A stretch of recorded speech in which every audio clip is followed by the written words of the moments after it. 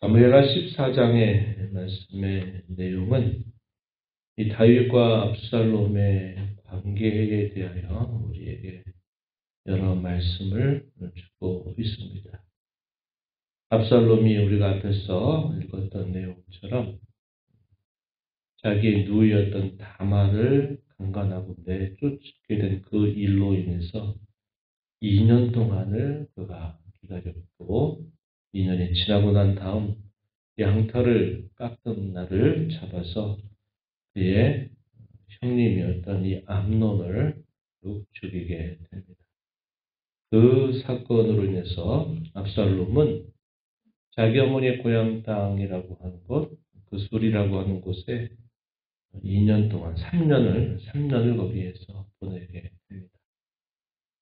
3년이 지나도 다윗 왕이 압살롬에 대하여 애잔한 마음은 가지고 있으면서도 아무런 조치를 내리지 않는 상황이 계속되는 것을 보게 된 이 요압이 어떻게 할까 하여서 그가 계략을 세우게 됩니다. 지혜를 그가 모으게 되는데 분명히 그가 봤을 때 다윗 왕은 이 압살롬을 향하는 마음이 간절합니다. 그런데 막상 어떠한 행동이나 행실을 나타내질 않고 그대로 두고 있는 거예요. 신하가 봤을 때 왕이 그러한 것에 마음이 계속 기울어 있다 보니까 이게 안 되겠다 싶은 것입니다. 그래서 이 요압이 슬기로운 지혜가 있는 두고와 여인을 불러들여서 상황을 설정합니다. 마치 다윗이 범죄하고 그 죄를 숨겼을 때 나단 선지자가 찾아와서 하나의 비유를 들어서 다윗에 대하여 무엇인가를 깨닫게 했던 것처럼 이 요압이 두고와 여인을 불러서 상황을 설정합니다. 그 목적은 지금 이런 상황들이 계속되는 것이 왕에게도 그러하고 나라에게도 그렇고 압살롬에게 있어서도 그렇고 여러 가지로 대단히 소모적인 시간들을 보내고 있다 판단이 되어질 것입니다. 그래서 이런 상황을 어떻게든지 바꿔야 되겠다. 어떻게 하든지 다윗 왕의 마음과 이 압살롬이 어떻게 하든지 만나서 무엇인가 이야기를 주고받고 어떤 해결이 되면 좋겠다 하는 그런 마음을 가지고 이러한 상황을 설정해서 이 여인에게 이야기를 건네줍니다. 여인이 상복을 입고 매우 슬퍼하는 태도로 왕을 찾아갑니다. 그리고 하는 말, 아들 둘이 있는데 나는 참 과부입니다. 이렇게 말하고 이 아들 둘이 싸워서 죽은 아들이 있고 한편에 살아남아 있는 아들이 있다. 그럽니다. 그런데 주위에 있는 남은 사람들이 남은 아들도 자기 형제를 죽였으니까 죽여야 된다. 라고 생각하는 사람들이 주변에 많이 있다는 겁니다. 그러면서 왕에게 묻는 거예요. 그 아들조차도 죽이려고 내어두어야 할지, 자손을 계속 이어서 그 자녀를 내가 지켜야 될지 왕께서 판단해 주기를 바랍니다. 이런 식의 이야기를 건네게 됩니다. 다윗이 그 말을 듣고서 어떻게 말합니까? 8절에 보면요. 내가 너를 위해서 내가 명령을 내려주겠다. 이렇게 말하면서 다시는 너희 주위에 있는 사람들이 내 남은 아들을 죽이지 못하도록 내가 그를 보호해 주겠다. 이렇게 말합니다. 내 아들의 머리카락 하나라도 땅에 떨어지지 않게 해줄 것이다. 라고 약속을 하게 되죠. 그랬더니 이 여인이 그때 비로소 왕을 향해서 이야기합니다. 그러면 어찌하여 왕께서 하나님의 백성에게 이와 같은 생각을 하고 계십니까? 라고 묻고 하나님께서는 생명을 빼앗지 아니하시고 방책을 베풀어 주셔서 내쫓김을 당한 자가 하나님께 버린 자가 되지 않도록 하십니다. 이렇게 이야기를 합니다.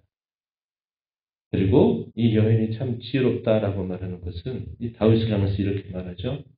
왕께서는 하나님의 사자같이 선과 악을 잘 분별하시는 분이십니다. 이렇게 말하면서 내주 왕의 지혜는 하나님의 지혜와 같아서 이 모든 일들이 무엇인가를 잘 아실 것입니다. 이렇게 이야기합니다. 이런 대화를 나누다 보니까 이 다윗이 알게 된 거예요. 이 일은 누가 시켰는지 말해라.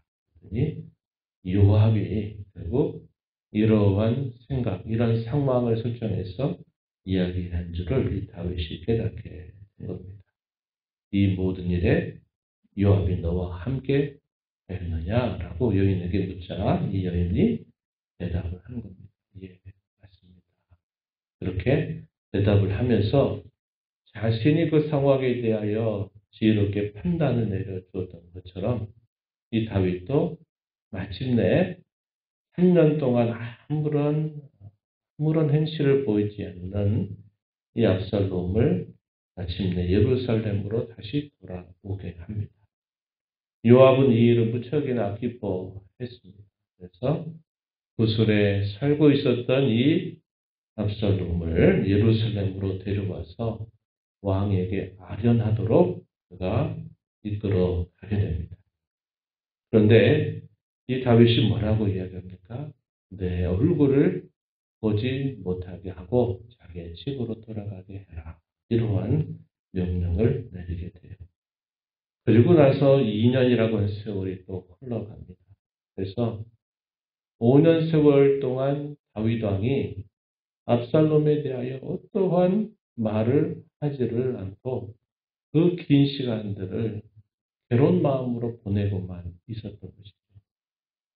근데 이것이 그 어떤 상황들이 벌어지게 될 때 적절한 타이밍이 어떠한 것들을 잘 조치를 해줘야 되는데 벌써 3년이 지나도 왕이 가만히 있었고 예루살렘에 돌아오라는 얘기는 이제 왕이 그 자식과 더불어 무엇인가를 말하고 만날 수 있는 자리를 이제는 이루어지겠거나 이런 기대를 가졌는데 2년이 지나도 역시 한 번도 이 아들을 불러들이지를 않는 거예요.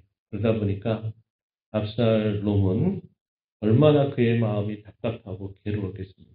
물론 다윗 왕도 그 마음이 너무나 괴로웠어요. 서로가 마음이 불편하고 괴로운 그런 마음을 가지고서 5년 세월이 이렇게 흘러가게 된 거예요. 그래서 어떻게 하느냐? 압살롬이 결단을 내립니다. 요압을 몇 차례나 불러서 왕을 좀 만나게 해달라. 내가 죽으면 내가 죽기도 할 터이니 좀 왕을 좀 만나게 해달라. 이렇게 요압에게 요구를 하는데 요압이 왕의 눈치를 계속 보니까 이게 쉽지 않다 이 말이죠. 그래서 그렇게 응하지는 못하게 되니까 이 압살롬이 어떻게 하냐면 종도를 시켜서 이 요압의 밭에 가서 불을 질러라.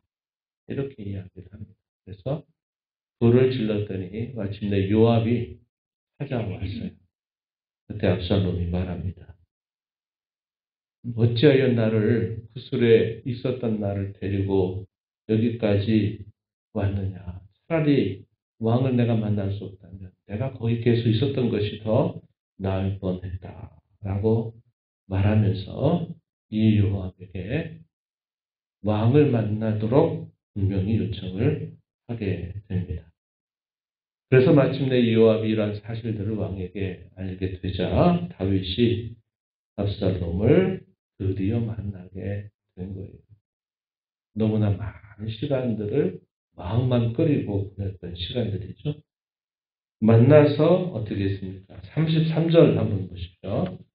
마지막 절 가서 보시면 요압이 왕께 나아가서 그에게 아뢰매 왕이 압살롬을 부르니 그가 왕께 나아가 그 앞에서 얼굴을 따내대어 그에게 절하매 왕이 압살롬과 입을 맞추니라. 5년 세월이 지나고 난 다음에 처음 얼굴을 보게 된 겁니다.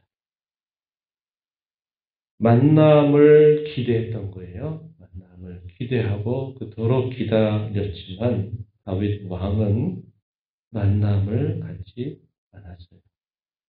그 만남이 서로가 이렇게 마음이 닿아서 만나야 될 텐데 그게 안 되니까 억지로 만날 수밖에 없는 상황에서 만나게 된 겁니다. 이 마지막 33절에서도 보면요.